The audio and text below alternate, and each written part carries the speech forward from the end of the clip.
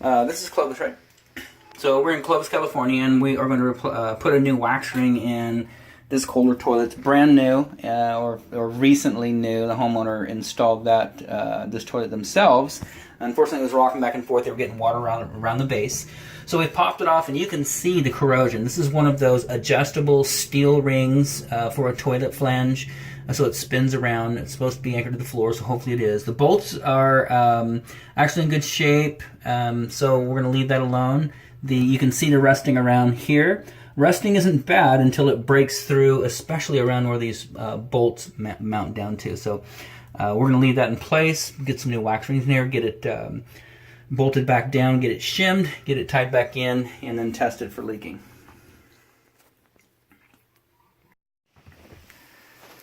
So we're still in Clovis, California. We got the toilet set in place, and unfortunately the flange is not fastened to the floor securely. So a couple things could be happening. Number one, the flooring material when it was cut out for the soil pipe was cut out too large, and so any screws to fasten the flange are not really grabbing enough wood.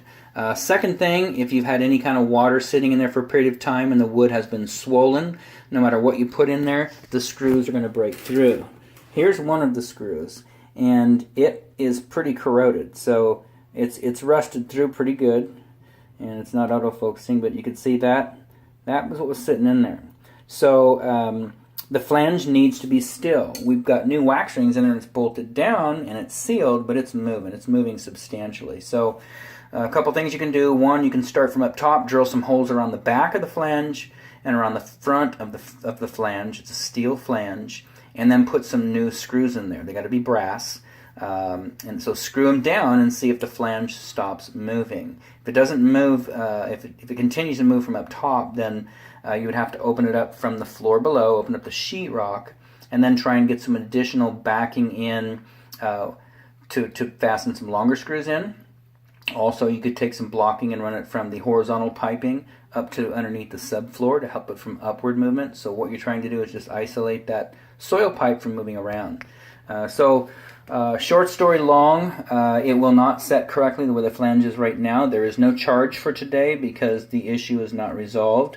The water is going to remain off to the tank. Additionally, if you would get this replaced at some point when you do decide to proceed working on it, that supply line tightens down.